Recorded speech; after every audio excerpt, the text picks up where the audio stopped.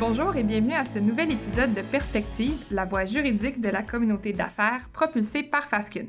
Mon nom est Valérie Garraud-Dalpé, je suis associée au sein du département de droit du travail et de l'emploi et au cours des prochains épisodes, vous aurez l'occasion d'entendre nos avocats vous parler de sujets qui reviennent fréquemment parmi les questions posées par nos clients et qui méritent définitivement d'être démystifiés. Aujourd'hui, je reçois mon collègue Louis-Thomas Bélanger, qui est avocat depuis 2018. La pratique de Louis-Thomas couvre tant le litige que le conseil en droit du travail et aujourd'hui, il a choisi de nous parler de la gestion de la performance et du rendement au travail. Donc, Louis-Thomas, pour commencer, est-ce que tu peux nous dire pourquoi est-ce que tu as choisi de nous parler de ce sujet-là aujourd'hui? Bonjour Valérie. Donc oui, en fait, j'ai choisi le sujet de la gestion de la performance au travail parce qu'on le sait, la performance individuelle peut avoir un impact important sur la performance d'une entreprise au sens large. Mais malgré ça, c'est un sujet qui est complexe pour les gestionnaires, puis on a appris au fil de nos consultations que c'est pas tous les gestionnaires qui sont au fait et au courant des balises jurisprudentielles qui définissent ce concept de gestion du rendement dans une entreprise. Donc évidemment, c'est très important de se tenir au fait parce que c'est un processus qui est complexe, qui peut être long, puis il vaut mieux bien le faire une fois que de se ramasser avec des litiges sur lesquels on n'a pas nécessairement beaucoup de chances de succès ou même de devoir reprendre le processus depuis le début. Je suis entièrement d'accord avec toi, c'est un sujet extrêmement important. Et peut-être pour se situer, est-ce que tu pourrais nous rappeler ou nous mettre en contexte des principes généraux qui s'appliquent en matière de gestion de la performance et du rendement au travail? Donc, en matière de gestion de la performance et du rendement au travail, il y a deux approches principales qui vont s'appliquer en droit du travail et de l'emploi. Il y a une approche qui est plutôt administrative, puis il y a une approche qui est plutôt disciplinaire. Et dans la gestion de ces cas-là, c'est très important de différencier dans quelle situation ou dans quelle case on se retrouve. Donc, au niveau de l'approche administrative, on va penser plutôt à la correction d'un comportement fautif qui est non volontaire. En cas de litige, le tribunal a compétence, mais lorsque la mesure est abusive, discriminatoire ou arbitraire de la part de l'employeur. Il va seulement pouvoir, le tribunal, confirmer ou annuler la décision qui a été prise d'emblée et si on rentre dans les critères qui lui permettent de le faire. De l'autre côté, l'approche disciplinaire, elle va viser du côté de l'employeur la correction d'un comportement fautif qui est volontaire. Les situations sont distinctes et les pouvoirs du tribunal aussi vont être différents. Le tribunal, par exemple, dans ce contexte-ci, va pouvoir, lorsque le congédiement ou la mesure a été faite sans cause juste et suffisante, il va pouvoir l'annuler, la modifier ou, évidemment, si elle était justifiée, il va la confirmer. Et si tu avais des exemples à donner à nos auditeurs par rapport à ce qu'est un comportement fautif volontaire par opposition à un comportement fautif non volontaire, est-ce que tu pourrais donner des exemples de ce que tu as vu, toi, en pratique pour ces comportements-là? Absolument. La ligne est parfois mince, puis c'est important de le qualifier d'emblée. Donc, le comportement qui va requérir une approche administrative, c'est un comportement où est-ce que la personne ne rencontre pas les attentes de l'entreprise, mais ce n'est pas sa faute nécessairement. C'est une personne qui essaie, mais qui comprend pas nécessairement les directives qui lui sont données.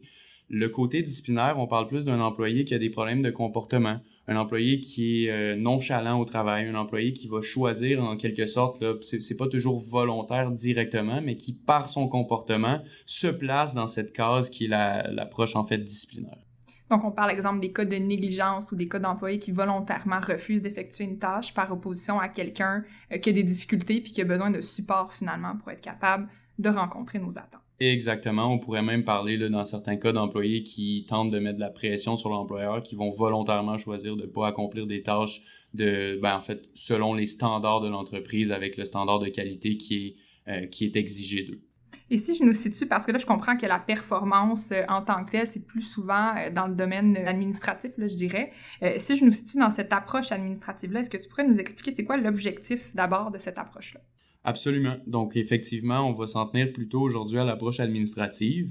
Si on parle d'objectifs, on va chercher à promouvoir le bon fonctionnement des opérations de l'entreprise, un petit peu comme je le disais d'emblée en introduction. On va vouloir assurer la productivité de l'entreprise, contrôler aussi la compétence des employés, puis on va vouloir aussi déterminer des attentes légitimes à l'endroit de l'entreprise. Évidemment, tout employé étant lié par contrat de travail, une entreprise a des attentes fondamentales qui sont inhérentes à l'exécution de la prestation de travail. Puis, le fait de définir des balises ou définir des attentes à l'endroit de nos employés, c'est une approche qui est considérée comme très appropriée pour s'assurer de gérer le rendement à long terme de notre personnel. Et quels sont les moyens qu'un employeur peut prendre justement pour s'assurer de gérer à long terme la performance de ses employés pour qu'elle rencontre les objectifs qu'il a fixés? Donc, les moyens qui sont offerts à l'employeur pour gérer la performance puis le rendement des employés ont été développés par la jurisprudence au fil des années. On parle d'un test en 6 étapes. La première, c'est communiquer les attentes. La deuxième, informer des lacunes. Troisième, c'est fournir un soutien à l'employé. La quatrième, c'est d'octroyer un délai raisonnable pour permettre une amélioration. La cinquième, communiquer le risque de congédiement. Et la sixième, c'est évidemment d'agir de bonne foi dans l'établissement de ces mesures-là. Donc, si je commence par la première, qui est de communiquer les attentes, en quoi est-ce que ça consiste exactement comme premier critère? On parle d'un processus continu ici. Donc, dès l'embauche, on veut communiquer des attentes aux employés qui, évidemment, travaillent pour nous, mais c'est un processus qui est continu puis qui va s'inscrire là, dans des évaluations ponctuelles, que ce soit annuelles, mensuelles, dans un programme ou un plan d'action. Lorsqu'on parle de communiquer les attentes, ce qui est le plus important, c'est qu'il faut que ce soit fait clairement. On parle notamment là, d'une description détaillée de poste dans un contrat d'embauche. Puis lors des évaluations, évidemment, c'est recommandé là, d'y inclure en fait là, un rappel des attentes de façon à ce que les employés soient clairement informés de ce dont l'employeur s'attend d'eux. Donc, communiquer les attentes, c'est un processus qui est continu, c'est-à-dire que ça s'inscrit dès l'embauche et également lorsqu'on a des évaluations là, ou un programme ou un plan d'action mensuel ou annuel. Ce qu'on recommande là, aux employeurs, c'est qu'il faut que ces attentes-là soient communiquées clairement. Ça veut dire une description détaillée du poste lors de l'embauche et ça veut dire également que lorsqu'on parle de réunions là, annuelles, mensuelles, etc., on va vouloir faire un rappel de ces attentes-là pour que les employés soient clairement informés de ce dont on s'attend d'eux. Et si, justement, l'employé, malgré qu'on lui communique nos attentes, rencontre pas ces attentes-là, qu'est-ce qu'un employeur doit faire à ce moment-là? On rentre ici dans la deuxième étape du test, c'est-à-dire informer l'employé des lacunes. Ici, ce qu'on doit faire essentiellement, c'est informer l'employé qu'il ne rencontre pas les exigences normales de façon significative. Je vais revenir sur ce à quoi ça correspond, l'exigence normale, mais ce dont on doit savoir, c'est que ça doit se faire par avis normalement. Donc, cet avis devrait être écrit, daté et clair et devrait faire l'objet de rencontres par la suite. Il devrait y avoir un certain suivi. On parle d'une fréquence là, relativement régulière et il va y avoir un besoin d'évaluation. Ce qui est clé là, ou en matière d'évaluation, c'est qu'on ne doit pas se mentir. Là. C'est une problématique qu'on voit revenir de façon assez récurrente. Il y a des employeurs qui parfois sont trop cléments avec leurs employés, ne sont pas nécessairement satisfaits d'emblée de la prestation de travail et lors des évaluations vont attribuer des fausses cotes là, de performance. Ce qui est important, c'est d'être transparent et d'attribuer des vraies évaluations et lorsqu'on informe l'employé des lacunes, on doit le faire de façon transparente. Donc, la recommandation qu'on peut faire, c'est justement s'inscrire des cases, par exemple, dépasse les attentes, satisfaisant, acceptable, insatisfaisant. Puis vraiment là, être tout à fait honnête dans cette évaluation-là, sans nécessairement non plus devenir méchant. Là. Parce que je comprends ce que tu dis, c'est essentiellement, parfois, certains employeurs peuvent vouloir être gentils et donc on va mettre une note plus élevée que la vraie note qui aurait dû être donnée à l'employé. Et donc après, on se retrouve pris avec cette note-là parce que là, on a jugé en telle année qui était satisfaisant. Alors, c'est à nous de démontrer ensuite qu'il ne l'était pas finalement, ou en tout cas que la performance s'est dégradée avec le temps. Exactement. Puis là, si on entrevoit évidemment une perspective de litige, je comprends que c'est pas ce qui est visé d'emblée par les employeurs, mais évidemment, au niveau de notre preuve, ça paraît moins bien là, dans le contexte de la gestion ou de la présentation de la preuve devant un arbitre ou un juge quelconque. Donc, une fois qu'on informe l'employé des lacunes, est-ce que l'employeur a d'autres obligations par la suite dans son processus? Absolument, ça ne se termine pas là. On parlait d'un long processus, c'est le cas. On va devoir fournir un soutien à l'employé, c'est la troisième étape. On parle de mesures correctives. Ça peut être de la formation à l'interne qui serait disponible ou rendue disponible à l'employé, formation d'appoint. Il n'y a pas d'obligation de formation externe cependant, mais on doit en gros inciter l'employé à obtenir de l'aide et lui fournir les outils pour qu'il puisse améliorer son rendement, améliorer sa prestation de travail. Ce qui est important ici également, puis ça rentre un petit peu là, avec l'ensemble des critères dont on discutait, c'est qu'il faut offrir un suivi à l'employé. C'est quelque chose d'ailleurs qui peut être manquant là, dans le contexte de certains dossiers là, que nous voyons revenir, c'est le fait d'obtenir ou de fournir un suivi. Souvent, lorsqu'on consulte nos clients, on voit que les premières démarches ont été prises, le processus, le test a été suivi, mais tout d'un coup, on se rend compte qu'il y a eu un long espace sans suivi pendant lequel l'employé peut croire que le dossier a été pris en main puis qu'on le considère maintenant comme fournissant un rendement satisfaisant. Donc, l'importance qui est clé également ici, c'est vraiment là, les suivis. Donc, je comprends là, essentiellement si on résume. On communique les attentes de façon claire, on informe des lacunes, on se gêne pas pour vraiment identifier les besoins, ou en tout cas les besoins de points qui sont à travailler. On donne du soutien. Et combien de temps est-ce qu'on donne à l'employé pour lui permettre finalement de rencontrer nos attentes et de corriger les lacunes qu'on lui a préalablement identifiées? C'est une bonne question au niveau du délai, puis c'est une question qui revient souvent. Il n'y a malheureusement pas de réponse précise à la question du délai. On parle de délai raisonnable.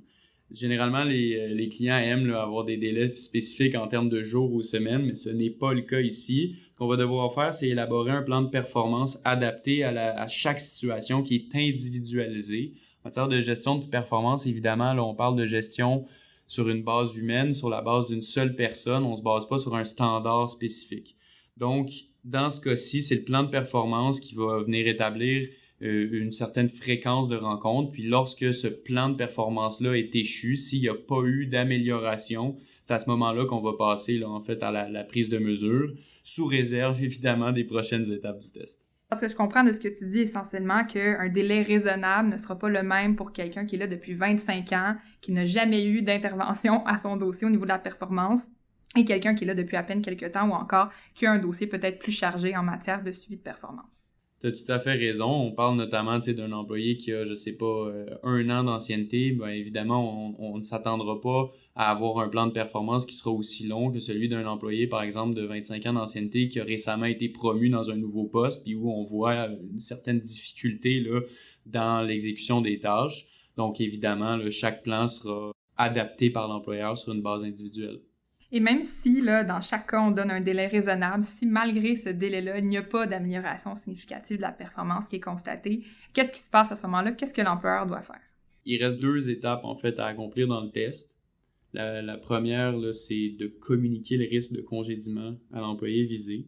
On doit utiliser le vocabulaire de l'approche administrative, évidemment, là, c'est un rappel, mais on n'est pas dans le contexte disciplinaire. Donc, c'est pas en lien avec un comportement fautif. Mais on doit toutefois là, avertir l'employé que, considérant là, l'absence d'amélioration, par exemple, mais il y a risque de congédiement. Et la dernière étape, c'est la fameuse bonne foi. C'est dans le processus continu, là, dans la réalisation de l'ensemble des étapes du test, évidemment. Mais on va devoir s'assurer d'avoir agi de bonne foi du côté de l'employeur. On parle évidemment là, d'une fonction, comme je disais, individualisée. On parle de dossiers qui sont circonstanciels, qui sont très, très liés aux caractéristiques factuelles. On doit s'assurer que chaque personne qui est visée par un processus de suivi de la performance n'a pas été victime là, en fait, d'abus de la part de l'employeur et que la conduite de ce plan de performance-là a été faite de bonne foi. Et donc, la faute isolée, évidemment, là, je pense que ça, il faut le rappeler aussi, ne saurait suffire là, à engendrer des mesures qui sont plus poussées au niveau administratif. Ça s'inscrit dans le contexte de la bonne foi parce que, par exemple, si on a un dossier qui doit devenir litigieux, le fait de prendre des mesures administratives importantes pour une seule faute, évidemment, là, quand je dis faute, je parle de faute involontaire, pourrait être considéré comme de la mauvaise foi. Donc, rappel pour l'ensemble des employeurs, lorsqu'on agit de la sorte, on fait attention, il faut agir de bonne foi et il faut s'assurer d'agir de façon exempte de discrimination. Qu'en est-il quand on termine le processus, donc on remplit ces 6 étapes-là, et là on vient à devoir prendre une décision de qu'est-ce qu'on fait, il n'y a pas eu d'amélioration significative, qu'est-ce que je fais avec mon dossier pour la suite? Lorsque le test a été rempli, que les 6 étapes ont été complétées et qu'on estime que le plan de gestion du rendement de l'employé a été suffisamment élaboré, suffisamment appliqué, généralement les employeurs vont procéder à un congédiement administratif qu'on appelle, c'est-à-dire qu'on va congédier sur la base du rendement insuffisant, du fait que l'employé ne correspond pas aux attentes de l'entreprise. Et comme tu disais tout à l'heure, pour pouvoir procéder à un congédiement administratif, il faut avoir préalablement avisé l'employé du risque de congédiement parce qu'autrement, ça pourrait venir invalider tout le beau processus suivi par l'employeur en question. Maintenant, une autre question pour toi, Thomas. Qu'est-ce qu'il y en est des cas de rétrogradation? Parce que souvent, il y a des employeurs qui nous appellent et qui vont nous dire « Écoute, il fait pas la job, est-ce que je peux le rétrograder dans un autre poste? » Qu'est-ce qu'il y en est par rapport à cette mesure-là? C'est une question qui revient, là, surtout dans le contexte actuel, considérant la pénurie de main-d'œuvre. On ne veut pas nécessairement se départir de notre personnel. Dans le contexte d'une rétrogradation, on applique le même test. La seule chose qu'il faut garder en tête, cependant, c'est que, par exemple, dans un contexte syndiqué, la convention collective pourrait prévoir des dispositions, des règles d'ancienneté ou des dispositions qui vont venir encadrer de façon spécifique le processus de rétrogradation.